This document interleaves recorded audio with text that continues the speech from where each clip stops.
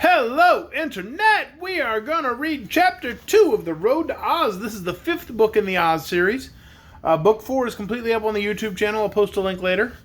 Maybe even in the comments of this very video.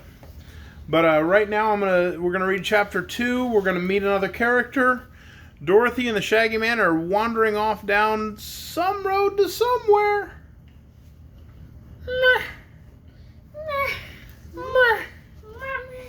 Oh, there's the female munchkins behind me. I'm back. Yes, the oldest has returned. She was not here last night. Arthur, you want to come say hi? All the other munchkins said hi. Oh, I'm sorry. Arthur does not want to say hi, but Pikachu's gonna say hi. Pikachu. There he is. Pikachu. Okay, sit down. We're gonna read Chapter 2 of The Road to Oz. So I said we don't know where the road they're on takes them, but the book is literally called The Road to Oz. So we think it might lead them to Oz. So we think it might lead them to Oz. Seems likely if an unknown road shows up in a book called The Road to Oz, I bet I know where that road goes. To Oz. No. Because the book is called The Road to Oz. And they found a road. To Oz. I bet it doesn't go to Ev. Just saying. That would be funny. Chapter 2 is called Dorothy Meets Button Bright. And I've not pre-read this today, so I don't know what kind of voice Button Bright's going to have. We'll find out when we get there, I guess. Button Bright, it kind of sounds like a clown. Button? Ilyana thinks Button Bright should have a very high-pitched voice and sound like a clown. We'll see what happens. Button Bright. I mean, the only clown I know says things like, beep, beep, Richie. And I don't think we want Pennywise in the book. Gravelly voice, maybe? What about... Well, Shaggy Man has a gravelly voice. What about I mean, it sounds kind of shaggy to me. I don't know. You think he should have Krusty the Clown's voice? You think Button Bright should sound like Krusty?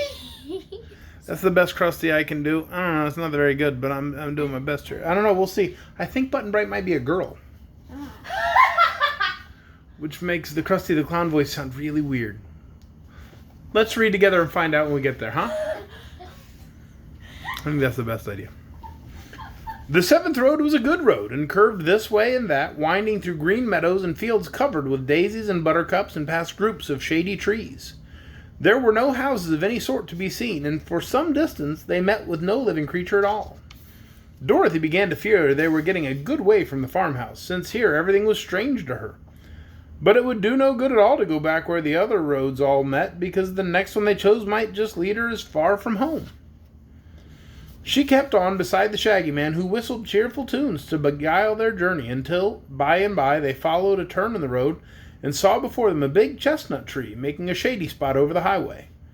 In the shade sat a little boy dressed in sailor clothes, who was digging a hole in the earth with a bit of wood. Maybe Button Bright's a boy. Maybe he will be Krusty the Clown. Wait. He must have been digging some time, because the hole was already big enough to drop a football into. Dorothy and Toto and the Shaggy Man came to a halt before the little boy, who kept on digging in a sober and persistent fashion. "Well, who are you?" asked the girl. He looked up at her calmly. His face was round and chubby, and his eyes were big and blue and earnest. "Well, I'm Button Bright," said he. "But what's your real name?" she inquired. "Button Bright." "That isn't a really truly name," she exclaimed. "Isn't it?" he asked, still digging. "Course not. It's just a thing to call you by. You must have a name." "Must I?" "To be sure. What does your mama call you?" He paused in his digging and tried to think. "Papa always said I was bright as a button, so Mama always called me Button Bright," he said. "Well, what's your papa's name?" "Just Papa." "Well, what else?" "I don't know." "Never mind," said the Shaggy Man, smiling. "We'll call the boy Button Bright as his mama does. That name's as good as any and better than some." Dorothy watched the boy dig. "Where do you live?" she asked. "Don't know," was the reply. "How did you come here?" she asked. "Don't know," he said again. "Don't you know where you came from?" "No," said he. Why, he must be lost, she said to the Shaggy Man. She turned to the boy once more. Well, what are you going to do? Dig, said he. But you can't dig forever, and what are you going to do then? She persisted. Don't know, said the boy. But you must know something, declared Dorothy, getting provoked. Must I?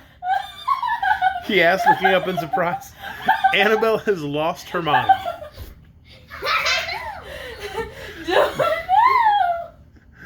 Must I? He asked, looking up in surprise. Of course you must. What must I know?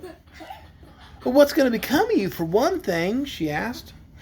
Do you know what's going to become of me? He asked. Well, not exactly, she admitted. Do you know what's going to become of you? He continued earnestly. I can't say I do, replied Dorothy, remembering her present difficulties. The Shaggy Man laughed. No one knows everything, Dorothy, he said. But Button-Bright doesn't seem to know anything, she declared. Do you, Button-Bright?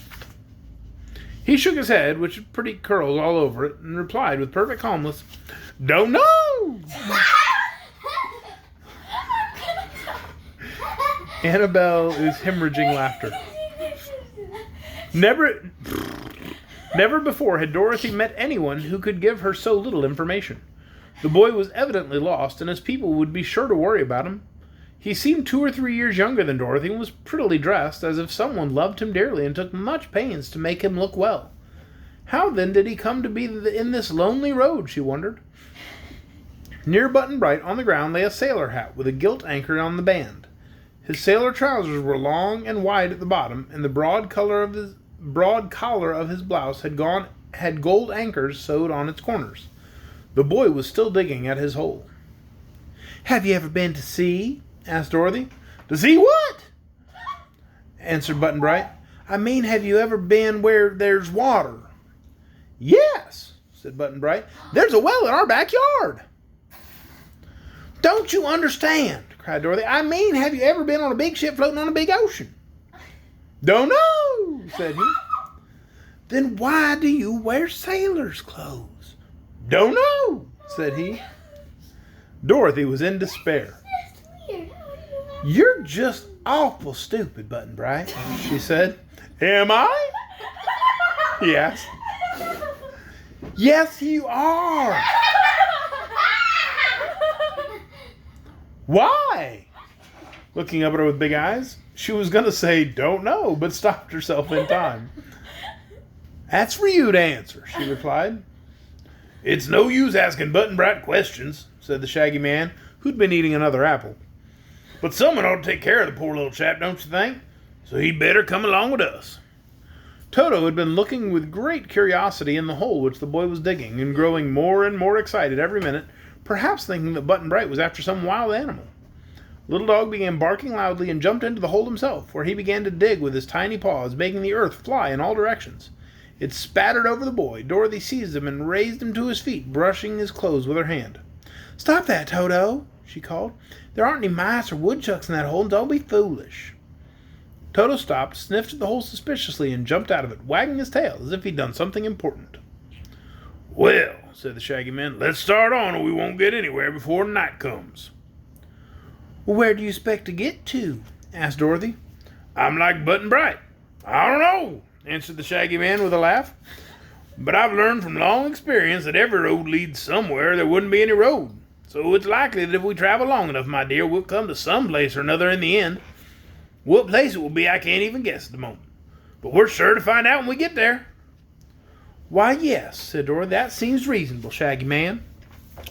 And that is the end of Chapter 2 of The Road to Oz. So, girls, if I had to ask you where the road is going to lead them, what would you say? Arthur, where would you say the road leads? To Oz? Eliana, where do you think the road leads? To Oz. Annabelle, where do you think the road leads? Don't know. There you go. One of them had to say, don't know. I was just waiting for it. The two little ones let me down. I was like, come on, Annabelle, get this right. And she did.